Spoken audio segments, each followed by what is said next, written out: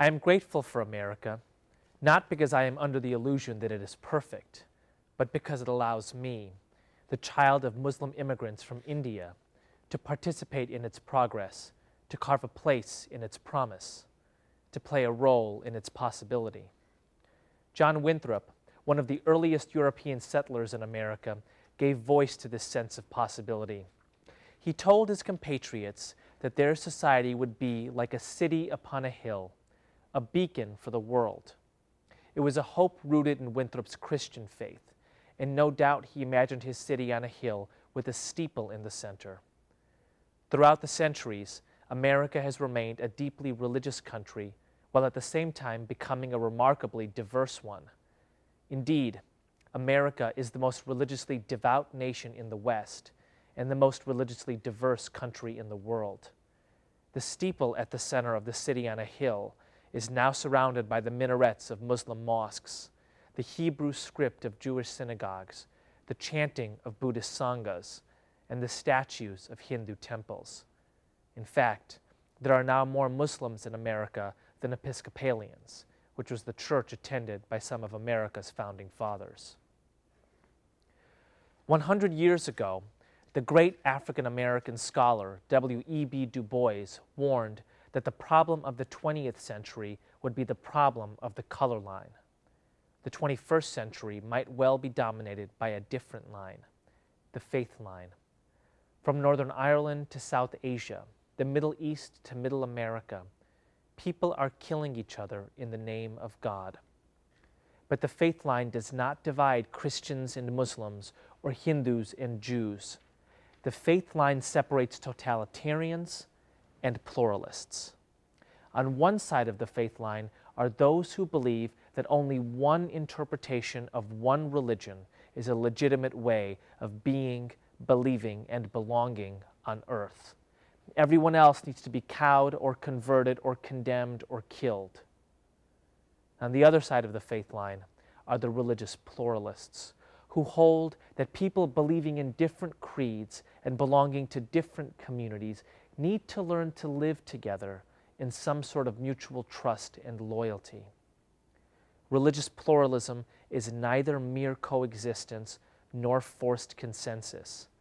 It is a form of proactive cooperation that affirms the identity of the constituent communities while emphasizing that the well-being of each and all depends on the health of everybody else.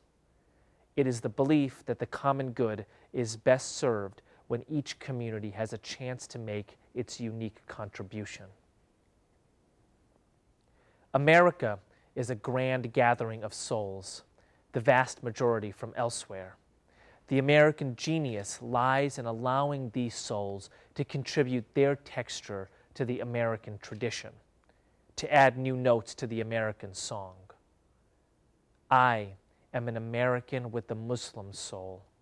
My soul carries a long history of heroes, movements, and civilizations that sought to submit to the will of God.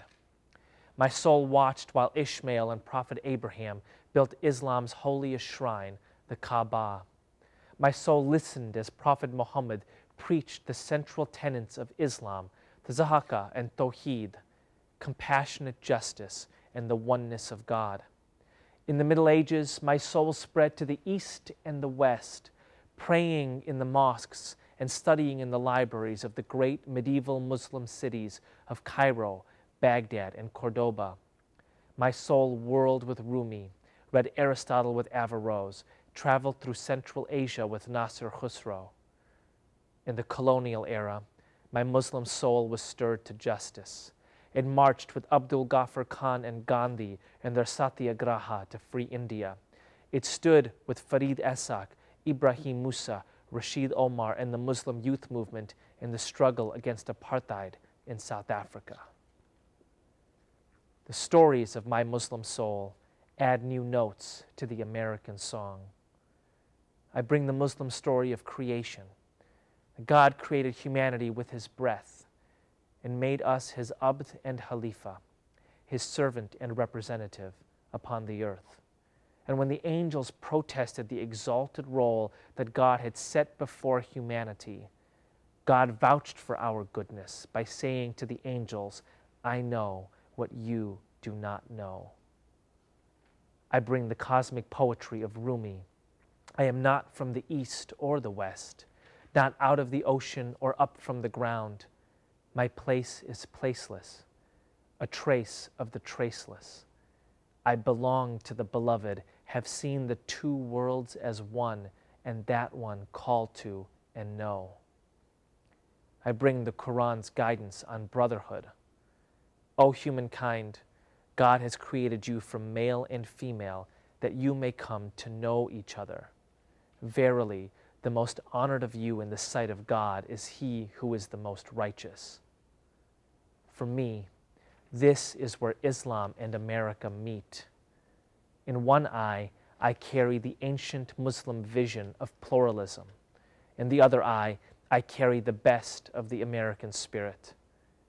And in my heart, I pray that we make real this possibility, a city on a hill where different religious communities respectfully share space and collectively serve the common good, a world where diverse nations and peoples come to know one another in a spirit of brotherhood and righteousness, a century in which we achieve a common life together.